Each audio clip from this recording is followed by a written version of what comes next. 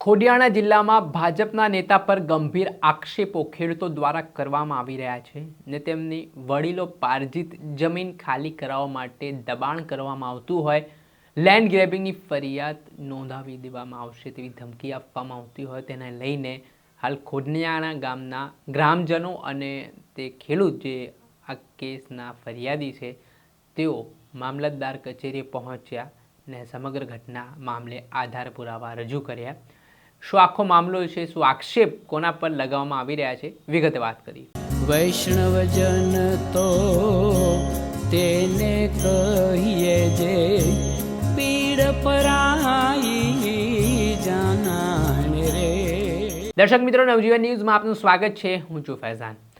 અમરેલી જિલ્લાના સાવરકુંડલા તાલુકાના ખોડિયાણા ગામમાં ભાજપના એક નેતા પર ત્યાંના સ્થાનિક ખેડૂત ગંભીર આરોપ કરી રહ્યા છે, જેમાં સુરાગભાઈ ધાંધલ નામના આ ખેડૂતની વડીલો પાર્જિત જમીન આવેલી છે, પરંતુ આ જમીન પર ભાજપના નેતાની નજર છે ને જમીન ખાલી કરાવવા માટે તેમના પર દબાણ કરવામાં આવી રહ્યા છે, ખોટા કેસમાં ફસાવી દેવાની ધમકી આપવામાં આવી રહી છે, લેન્ડ ગ્રેબિંગનો ગુનો નોંધાવવાની વાત કરવામાં આવતી હોય તેવા આરોપો ખેડૂત દ્વારા લગાવવામાં આવી રહ્યા છે।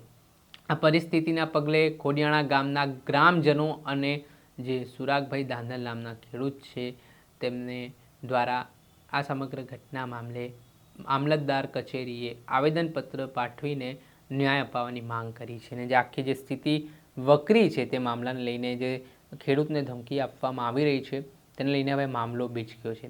આ બાબતને લઈને સાવરકુંડલાના નાયબ કલેક્ટરને જે ખેડૂત છે અને ગ્રામજનો છે તેમણે રૂબરૂ મળીને આવેદનપત્ર પાઠવ્યું છે અને આખી ઘટનાથી વાકેફ કર્યા છે કે આ જમીન આ સર્વે નંબર પર આ ગામમાં જગ્યા પર આવેલી છે, તેમના વડીલો પાર્જિત આ જમીન છે, પરંતુ ભાજપના જે એક નેતા છે, જિલ્લા પંચાયતના સભ્ય છે વીરભદ્ર ડાભિયા, તેમના પર ખેડૂતએ ગંભીર આરોપ લગાવ્યા છે। પહેલાં સાંભળો શું કહી રહ્યા છે જયદીપ ધાંધલ નામના એક ખેડૂત।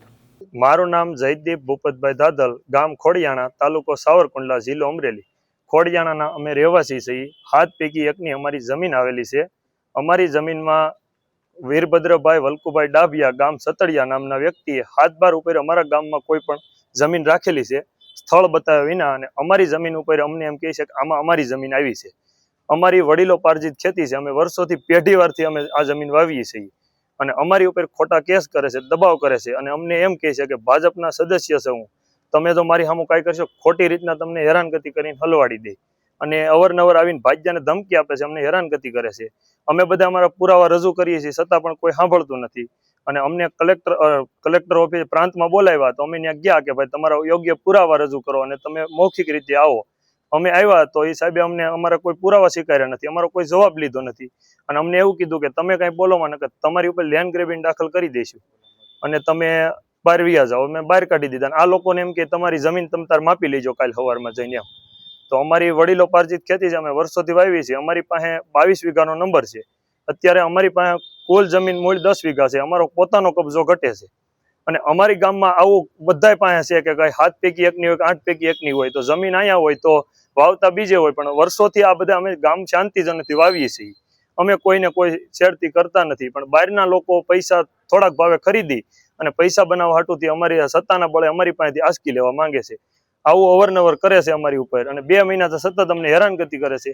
આ કારણોસર અમે કલેક્ટર સાહેબને આ આવેદનપત્ર દેવા આવ્યા છીએ અને વિનંતી કરી અમને યોગ્ય ન્યાય આપે। જે આપણે સાંભળ્યા હતા ભાજપના નેતા પર જે ગંભીર આક્ષેપો સામે આવ્યા છે તેના કારણે હવે રાજકારણ પણ ગરમાવાની શરૂઆત થઈ છે।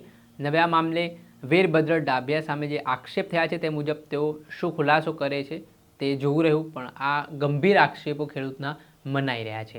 દર્શક મિત્રો, આવા જ નવા વિડીયો સાથે આપણે માહિતગાર કરતા રહીશું, લોકોના અવાજ બનતા રહીશું, એટલે નવજીવન ન્યૂઝને આવાજને બુલંદ કરવા માટે નવજીવન ન્યૂઝની ચેનલને લાઇક કરો, સબસ્ક્રાઇબ કરો અને વધુમાં વધુ શેર કરો, જેના કારણે તમને નવા અપડેટો મળતા રહે।